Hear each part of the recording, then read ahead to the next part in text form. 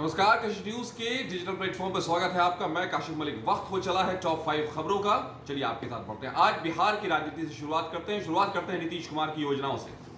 मामला यह है कि बिहार में 100 करोड़ की परियोजनाओं का मुख्यमंत्री नीतीश कुमार शुभारंभ कर रहे हैं और जलवायु परिवर्तन विभाग की परियोजनाओं का यह शुभारंभ है। सीएम नीतीश खुद इनका उद्घाटन और शिलान्यास करेंगे। हम सब जानते हैं अभी बिहार में या कहिए पूरे उत्तर भारत में एक शिलान्यास और उद्घाटन की पूरी राजनीति चल रही है।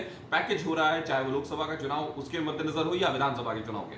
क्लाइमेट एक्शन कॉन्क्लेव में भी अपने विचार को मुख्यमंत्री नीतीश कुमार रखेंगे। दूसरी खबर जो हम आपके लिए लाए हैं वो झारखंड से है, यानी झारखंड मुक्ति मोर्चा और कह सकते हैं आप मुख्यमंत्री चंपाई सोरेन से भी है। तो मामला यह है कि जेएमएम आज अपना 51वां स्थापना दिवस समारोह मना रहा है और हम जानते हैं कि हेमंत सोरेन नहीं, अभी चंपाई सोरेन मुख्यमंत्री हैं वहां के।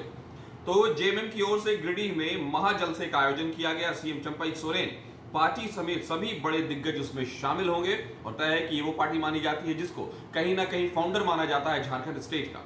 तो इसी में मामला यह है कि आज अपना 51वां जन्मदिन मना रही है और उसने कहीं ना कहीं अपने आप को संघर्ष में जोड़ रखा है कि वो किस तरह से झारखंड के मामले में रहेगा। अब आपको जो तीसरी खबर हम बिहार से लाए हैं वो है बिहार में शिक्षा विभाग अपने फुल एक्शन में है। लोग ये समझ रहे थे के पाठक के जाने के बाद, लेकिन चुनो एक परिपाटी सेट हो गई है और शिक्षा विभाग, राजभवन और बिहार सरकार, ये तीनों कहीं ना कहीं एक बार कभी आमने सामने नजर आते हैं, कभी एक दूसरे के पूरक और कभी एक दूसरे के बिल्कुल आमने सामने खड़े नजर आते हैं। ऐसा हमने कई बार देखा।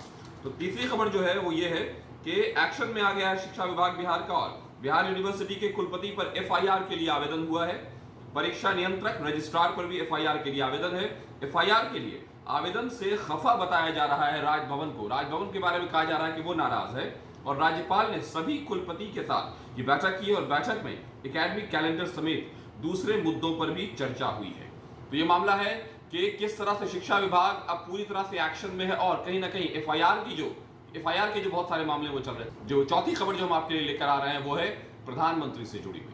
मामला यह है कि प्रधानमंत्री नरेंद्र मोदी पर जो कल महारैली हुई है उसको लेकर के प्रधानमंत्री के बारे में जो बोला गया है उसके एफआईआर पर है। तो मामला यह है सीधा सीधी के प्रधानमंत्री के ऊपर अभद्र टिप्पणी का आरोप प्रधानमंत्री के लिए लगाया गया है एक तरह से, और उसमें पटना के गांधी मैदान में शिकायत दर्ज की गई है। बिहार बीजेपी युवा मोर्चा ने ये शिकायत दर्ज कराई है। उन्होंने प्रधानमंत्री के जो लालू प्रसाद यादव उनको कहते हैं कि वो हिंदू नहीं है इस बात को, और दूसरी तरफ सवर्ण समाज के लिए अब शब्द कहने के लिए सवर्ण समाज पर तेजस्वी यादव के अपने विचार रखने के लिए उन्होंने तेजस्वी यादव को, लालू प्रसाद यादव, एफआईआर का मामला चल रहा है कि लालू प्रसाद यादव पर शिकायत दर्ज की गई। उन्होंने मोदी को कहा है कि वो असली हिंदू नहीं है और दूसरी तरफ तेजस्वी पर यह आरोप है कि उन्होंने सवर्ण समाज के लिए अब शब्द का इस्तेमाल किया है। और जो पांचवी खबर हम आपके लिए लेकर आ रहे हैं वो है बीजेपी ने प्रधानमंत्री की मोदी की रैली के मुकाबले तेजस्वी यादव की रैली या कहिए महागठबंधन की रैली या कहिए विपक्ष की रैली को असफल बताया है। तो मामला यह है कि बीजेपी ने पीएम मोदी की रैली के मुकाबले महागठबंधन की रैली को फ्लॉप करार दिया है।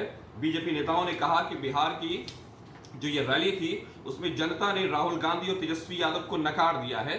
बीजेपी प्रवक्ता जनक राम ने कहा कि कुएं का पानी वाली बात कहकर लालू बिहार को फिर से 90 के दशक में ले जाना चाहते हैं, लेकिन जनता अब उनकी बातों में आने वाली नहीं है। ये बीजेपी का कहना है कि जनता उनकी बातों में आने वाली नहीं है।